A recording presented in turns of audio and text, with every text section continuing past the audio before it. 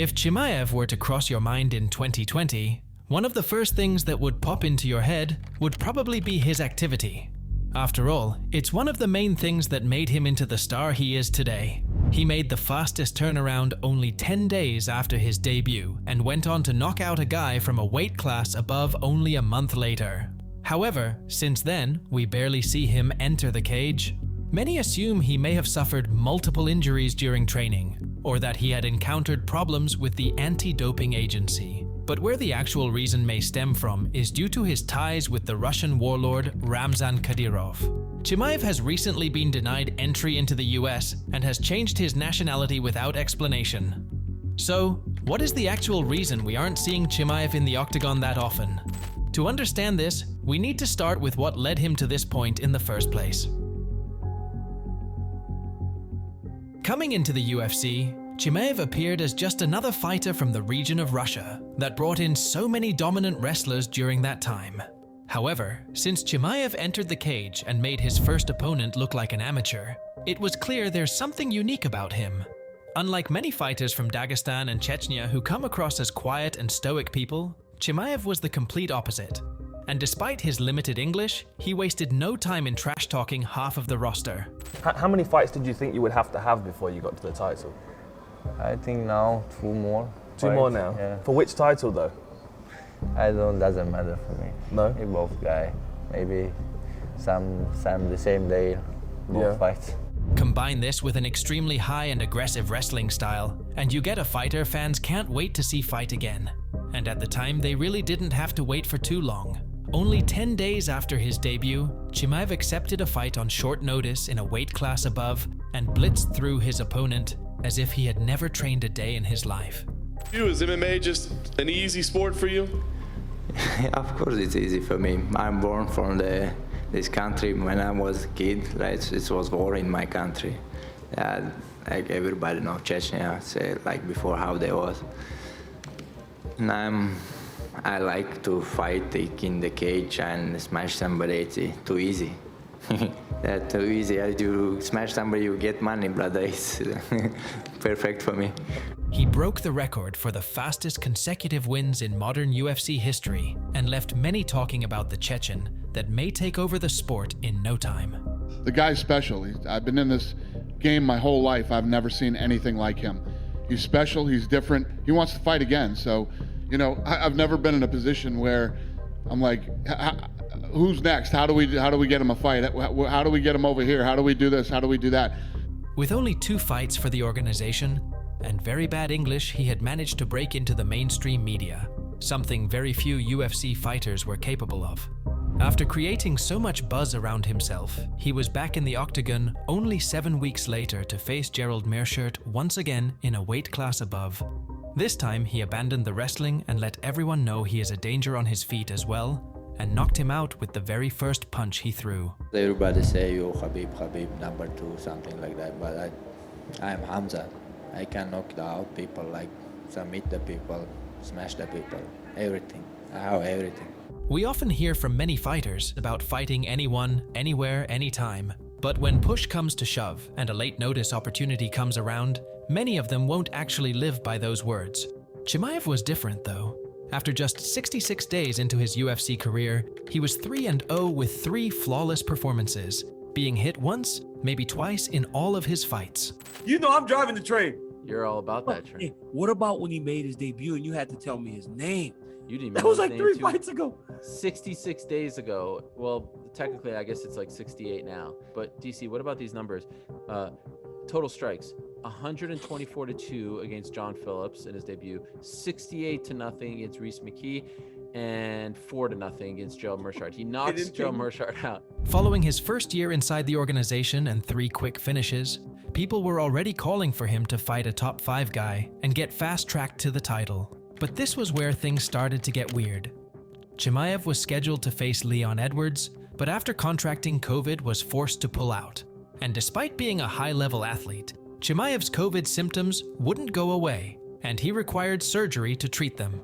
Yeah, lungs, I feel pain there, like when I'm blood, like when I come out sometimes. And I like think too much, like think too much like about when I gonna be healthy, when I can fight, when I can go train, like that make me like that this post I did, like maybe it's finished for me, like something like that. It was so bad, he took to Instagram to announce his shock retirement from MMA. And while the post may have just been an emotional reaction to his illness, this is where his connection with Chechen's warlord started to tighten. That same day, the head of the Chechen Republic, Ramzan Kadyrov, claimed he had called Chimaev and convinced him to continue fighting. What's wrong on? They said maybe cancer, maybe not. He said, no, you're not cancer, come on, come back home and we help you. And then you're gonna go, promise me I'm gonna help you with being healthy. Promise me you come back to the cage. I said, okay, brother, we do it. Although the skeptics out there believe Kadyrov loved that Chimaev was putting Chechnya on the map and pressured him into the decision. But who exactly is Ramzan Kadyrov, and why does the head of the Chechen Republic get involved in the UFC? Kadyrov has been the ruler in the southern region of Russia known as Chechnya since 2007. He's close friends with Vladimir Putin, has a list of horrid crimes attached to his name, and is obsessed with using sport as a tool to prop both himself and Chechnya up. Over the years, Kadyrov has been linked to the disappearance and torture of numerous political rivals, journalists, or anyone who goes against his totalitarian regime. He's rumored to own a private prison, control his own army known as the Kadyrovites, and in 2017 was linked to the mass killing and purge of homosexual men in Chechnya. У нас таких людей нету. Нету у нас геев. Если есть, заберите в Канаду, хвала Аллаху, подальше от нас. Аузу билляхи мин аш-шайтани ар-раджим, чтобы не было, чтобы очистили кровь, если есть таких, пусть забирают. These suspected crimes led to the USA, European Union, and many more countries sanctioning Kadyrov and anyone who associates with him. But sport has historically been a vehicle that Kadyrov has used to portray himself as a peaceful and friendly leader. He's organized football games against Chechnya and Brazil, has been seen with Mike Tyson, Floyd Mayweather, and many more. In recent years, though, MMA has been a big focus of Kadyrov's. He opened his own gym in 2014, created his own organization, and is often seen arm in arm with UFC fighters. To many, it comes as no surprise that Chimaev is Kadyrov's favorite fighter, as he is representing Chechnya on a world stage, and in Kadyrov's eyes, is the embodiment of what a Chechen citizen should be. And as a result, Kadyrov has taken the fighter under his wing. Chimaev is frequently seen coaching or cornering Kadyrov's sons, accepting lavish gifts, inviting Kadyrov to his wedding, and featuring in Kadyrov's propaganda footage. I even saw the Chechen leader, how do you say his? Ramzan? Ramzan, yeah. He surprised you with a Mercedes-Benz? Yeah, actually gave me 3 times. 3 Benzes? Three Benzes? Yeah. How does that happen? Like, you just go hang out with him and then he just surprises you with a car? No, he likes the sport, fighting, and a lot of fighters being there, Usman being there, they get some, I don't know what they get. He likes all the Mike Tyson being there, Floyd Mayweather being there. Yeah. The guys get the money as well, for sure. And this link between politicians and fighters in Russia is much more deep-rooted than just Kadyrov and Chimaev.